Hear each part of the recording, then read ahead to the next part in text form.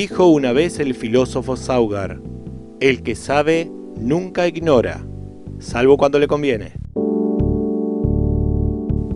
Este programa del Rincón de Saugar llega a ustedes a través de las plataformas Anchor, Breaker, Google Podcast, Pocket Cast, Radio Public, Spotify, Apple Podcast y YouTube.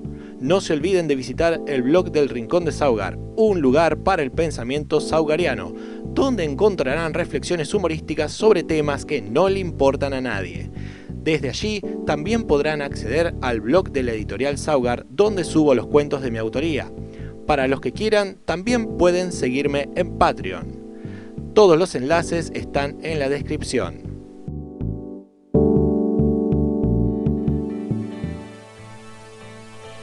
Hoy vamos a empezar con un cuento titulado Sol Nocturno. Me quedé petrificado cuando los vi. Nada en mi vida me había preparado para ese momento. Siempre creí que la gente que decía haberlos visto eran solo locos o personas que necesitaban llamar la atención, o buscarse una vida, como suele decirse. Siempre resulta ser fácil desacreditarlos y si lo que dicen amenaza con destruir nuestra cómoda percepción de las cosas, no tardamos ni un segundo en hacerlo. Pero cuando finalmente te encontrás ahí parado frente a eso que antes no querías ver, todo tu mundo se desmorona en un instante. Todo lo que dabas por hecho se deshace frente a tus narices y todo lo que creías imposible cobra vida como si fuese una ley fundamental del universo. Esa semana había decidido hacerme una escapada a la casa quinta de mi hermana. Ella no la estaba usando, así que me pareció una excelente idea tomarme unas cortas vacaciones y descansar del ritmo asfixiante de la ciudad. Todo iba de las mil maravillas hasta que llegó la tercera noche. Serían las 2 de la mañana cuando me encontraba preparándome un café en la cocina. Había terminado de ver una película y me estaba planteando seriamente ver otra. Estaba de vacaciones y quedarme despierto hasta altas horas de la noche y dormir hasta pasado el mediodía era mi forma favorita de disfrutarlas. Así que allí estaba yo, poniéndole azúcar al café, cuando se me ocurrió mirar por la ventana. No sé por qué lo hice. Supongo que instinto. Y ahí estaban dos figuras grises bajo la luz de las faroles del jardín. Altos, con proporciones poco normales para un ser humano. Sus ojos grandes y negros me miraban vigilantes. Juraría que por un instante los escuché susurrar algo, pero ahora creo que fue solo la impresión del momento. No pude reaccionar, me quedé totalmente paralizado. No sé si fue por miedo, asombro o incredulidad. Quizá fue un poco de las tres. Debe haber estado así un par de minutos, y en todo ese tiempo las dos figuras permanecieron completamente inmóviles. Cuando por fin mi cuerpo respondió, corrí hacia la puerta. No pensé, solo sentí el impulso de salir y verlos de cerca. Al salir al jardín ya no estaban. Todo parecía normal. Hablé, pero no escuché respuesta. Por un momento creí que se trataba de alguna broma pesada, pero no tuve mucho tiempo de meditarlo. De pronto todo el jardín se iluminó. Miré hacia arriba y pude ver una gran esfera incandescente flotando a unos pocos metros sobre mi cabeza, como si fuese un sol en medio de la noche. Su luz blanquecina era casi hipnótica. Fue como si el tiempo se detuviera y por un instante creí sentir que mi corazón también lo hacía.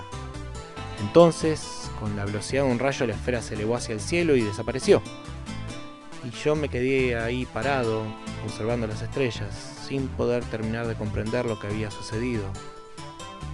Cuando volví a entrar, me asomé nuevamente por la ventana, esperando ver a las figuras de nuevo, pero no fue así. Tomé la taza y me sorprendí de sentirla fría. Probé el café y estaba frío, como si llevara horas ahí.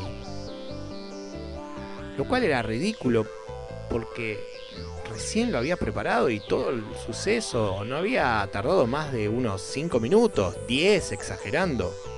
Por instinto miré mi reloj, se había detenido a las 2:15. Miré el de la cocina y marcaba las 4:30. Algo andaba mal.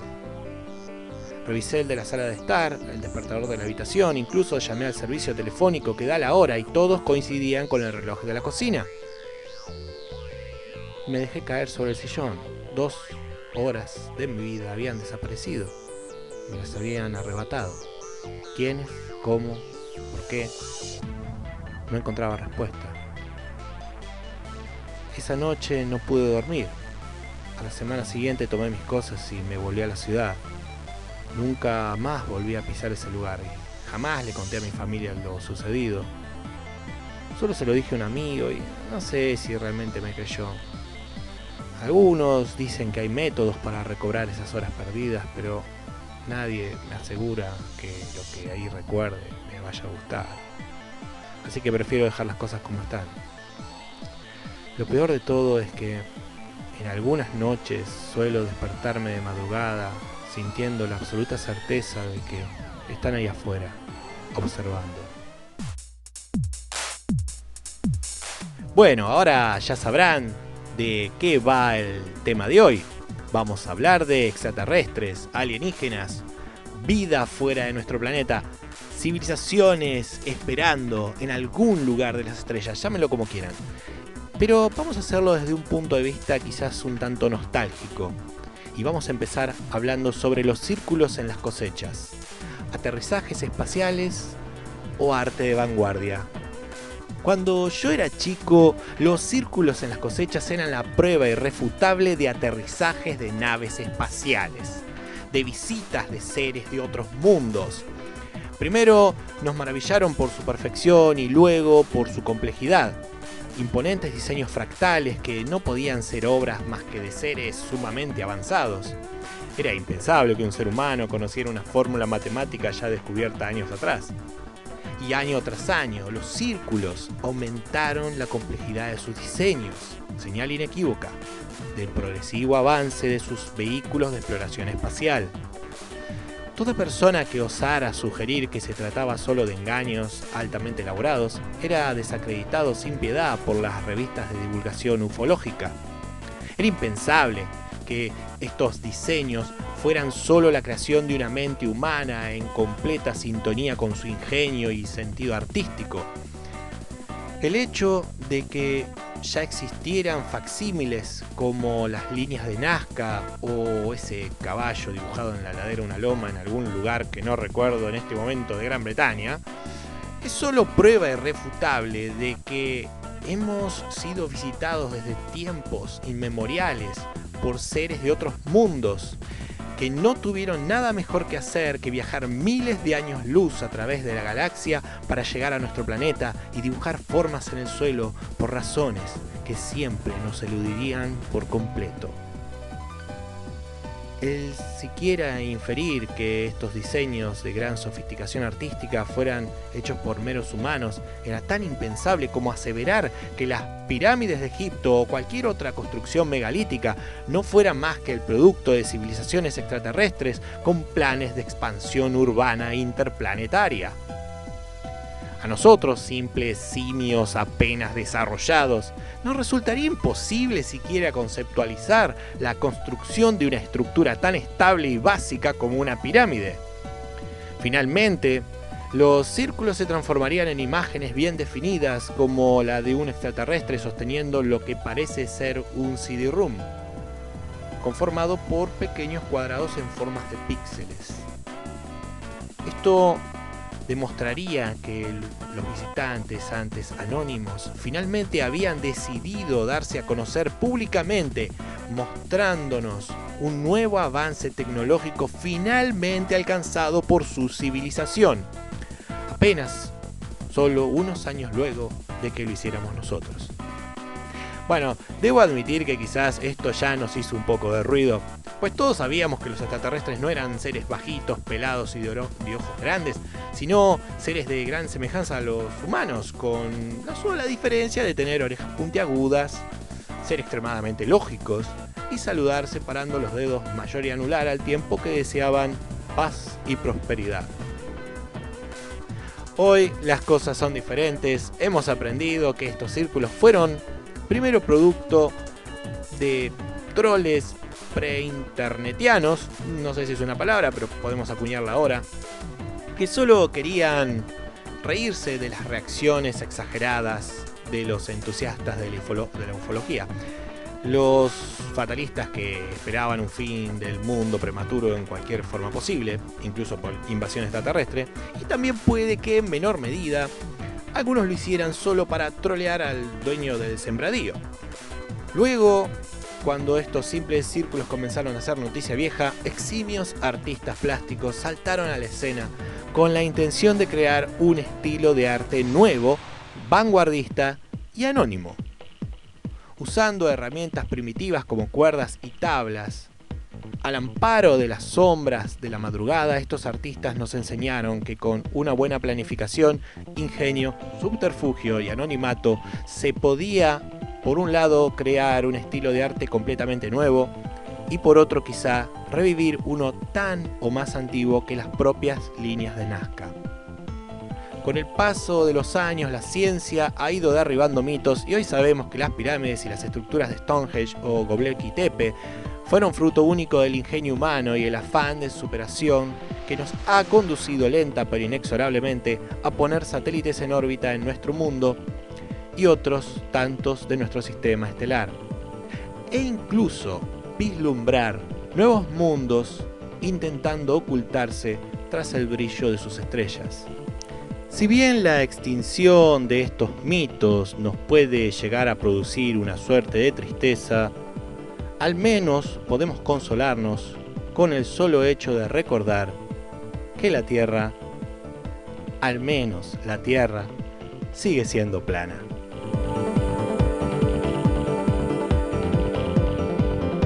Y si hablamos de los círculos en las cosechas, también podemos hablar de esa otra prueba irrefutable que son los avistamientos. Avistamientos de ovnis, o sea, objetos voladores no identificados. La gente dice naves espaciales porque se olvida que la N y la I significa no identificado. Si los identificaste y dijiste que es una nave espacial, ¿para qué decir que es un ovni? No entiendo. Pero bueno, seguimos con avistamientos, o sea, naves espaciales o prototipos de aviones. Al igual que con los círculos de las cosechas, aquí sucede algo muy similar. A medida de que avanza nuestra tecnología, la forma de los objetos avistados y sus comportamientos cambian, permitiéndonos vislumbrar un patrón. Primero empezó con los avistamientos hechos por los aviones a fines de la Segunda Guerra, de una serie de objetos volantes semejantes a medios platos. De aquí partiría el término de plato volante o plato volador, que el imaginario popular transformaría en un plato completo. Y es llamativo porque la primera descripción que se hace justamente es de medio plato, un plato cortado por la mitad. Luego, muchos años después, se desclasificarían documentos que probarían que los alemanes ya estaban experimentando con aviones de una sola ala. Incluso luego de la guerra, los diseños alemanes se usarían como base para la creación de aviones de una sola ala estadounidenses, como la serie de aviones Northrop, que luego llevarían al diseño moderno del F-117 Nighthawk y del bombardero B-2 Spirit, ambos con capacidad de ser indetectables por radar. Incluso recientemente se hicieron nuevas pruebas al diseño alemán del Horten HO-229 de una sola ala, con fuselaje hecho casi íntegramente de madera, y se determinó de que también habría sido muy difícil de detectar por los radares de la época. Por otra parte, en nuestro país, Reimar Horten, uno de los hermanos Horten, creadores del HO-229, crearía también algunos prototipos argentinos como los planeadores de una sola ala IA-34 Klen Antú y el IA-41 Urubu. También los aviones IA-37 ala Delta, el primer intento argentino de crear un avión supersónico, y el IA-38 ala Delta, cuatrimotor de transporte, también llamado naranjero. Sí, diseñado solo para transportar naranjas con estilo. ¿Quién dijo no se pueden transportar naranjas pero con estilo? Los argentinos somos así. Si transportamos naranja lo hacemos con estilo. Los avistamientos de objetos volantes con forma triangular se condice con estos aviones en etapa de desarrollo. Y por su condición de tecnología clasificada en plena Guerra Fría, es lógico de que se dejara creer en naves extraterrestres para crear desinformación. Bueno, mejor dicho, la desinformación la creaba la gente al decir que eran naves extraterrestres. El gobierno no tenía que decir nada. Luego vendrían avistamientos de objetos realizando maniobras imposibles que superaban la cantidad de fuerza G que un piloto podría soportar. Y nuevamente miramos hacia el cosmos en busca de respuestas. La solución se encontraba en casa, con el desarrollo de los primeros drones que, al contar con un piloto sentado en tierra frente a una computadora, pueden realizar maniobras sin peligro. Siempre hay que tomar en cuenta que la tecnología avanza a pasos agigantados y que principalmente suele hacerlo a través de prototipos clasificados, pues sabemos que si estos pueden transformarse en armas, las grandes naciones intentarán por todos los medios mantenerlos como un secreto as en la manga para jugarlo en tiempos de guerra. Sí, aunque mal nos pese, los grandes avances suelen hacerse en tiempos de guerra. Y la explicación de "fue una nave extraterrestre" se convirtió en la negación pasiva a avances aeronáuticos que hoy consideramos cosas de todos los días. Ahora, si de avistamientos se trata, hay que tener en cuenta la cantidad de material fílmico que fue obtenido durante décadas. El problema es que la mayoría es de muy mala calidad, por lo que el objeto fotografiado podría ser cualquier cosa. Y en los casos en que sí se puede discernir, se nota una evidente manipulación de la imagen. Otro dato a tener en cuenta es que al día de hoy la cantidad de evidencia fotográfica no ha aumentado exponencialmente, a pesar de que todo el mundo tiene una cámara de gran definición en sus bolsillos, llamada teléfono celular. No voy a pretender que la calidad mejore, pues aquí depende de la pericia de la persona que maneje la cámara, pero sí lo puedo pretender en un aumento de la cantidad. Antes, si el testigo decía no haber tenido una cámara a mano, por más que sonara demasiado conveniente, era plausible. Hoy, en cambio, esa excusa sería totalmente increíble. El número de avistamientos de ovnis no solo no ha subido, sino que incluso ha bajado considerablemente en los últimos años, y esto puede deberse a dos posibles factores. Por un lado, puede que a la gente ya no le sea tan fácil mentir. O por otro lado, que gracias al fácil acceso a la información que se posee a través de los medios como el internet o los canales de documentales, la gente haya empezado a comprender mejor su entorno e identificar con mayor frecuencia lo que suele ver volar por el cielo. Bueno, solo si creemos que la gente siempre está presta a aprender cosas nuevas. Así que sí, supongo que la primera razón es más plausible.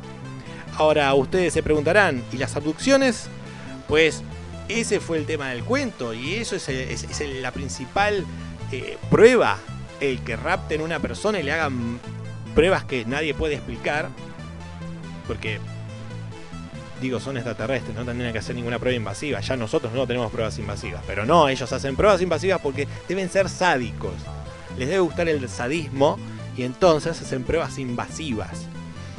Bueno, en este caso tampoco existen pruebas fehacientes, y es la realidad. La mayoría de los diferentes casos pueden ser descartados como casos de sueños lúcidos o parálisis de sueño. El problema es que el testimonio de un testigo visual es la evidencia de menor valor que se le puede brindar a un científico, pues tiende a no poder ponerse a prueba en el laboratorio. La ciencia siempre va a exigir algo que pueda medir y cuantificar por fuera de tus sentidos. Recordemos que los sentidos humanos son completamente falibles. De otro modo, no existirían los libros de ilusiones ópticas, o como lo suele llamar el astrofísico Neil deGrasse Tyson, fallos cerebrales. Hace falta solo un dibujito hecho con un poquito de ingenio para que tu cerebro entre en cortocircuito y ya no pueda diferenciar una imagen estática de una en movimiento. Así que, para evitar esto, el astrofísico nos brinda una guía de qué hacer para probarle a la ciencia nuestra próxima abducción. Primero, en el momento en que te encuentres en la nave a punto de que te inicien las pruebas en tu cuerpo, distráelos haciendo que miren para otro lado. ¡miren para allá! Podría ser suficiente, pero es probable que necesites un poquito más de ingenio. Cuando estés distraídos, tomá cualquier cosa de un estante o que simplemente se encuentre a la mano y guardátelo entre la ropa. En caso de que te hayan sacado la ropa, usa tu ingenio. Y tercero, luego de que te hayan hecho las pruebas y devuelto a tu casa, lleva el objeto adquirido a tu astrofísico o científico amigo para que lo estudie. Y listo. Habrás probado tu abducción ante la ciencia. ¿Cómo? Bueno, pensá que cualquier objeto hecho por una civilización tan avanzada de seguro presentará signos de manufactura imposibles de replicar con nuestra tecnología actual. Para ejemplificar esto, imagínate a tu yo de hace 20 años atrás, con un teléfono celular actual, ¿no? Un iPhone de los 7, 9000, lo que es, no importa, el modelo que más te guste. La diferencia tecnológica entre ese teléfono y las computadoras de la época sería tal que pasaría a considerarse simplemente magia. Resultado, tu antiguo yo probablemente haría revivir la casa de brujas y moriría quemado en la hoguera. Así que no lo dudes, la próxima vez llévate un recuerdo a tu casa. Puede que así no solo logres probar tu abducción, sino también la existencia de elementos atómicos desconocidos, vida y civilizaciones fuera de nuestro planeta. Y siempre recordá que hay gente que por mucho menos ha recibido premios Nobel y contratos de Hollywood.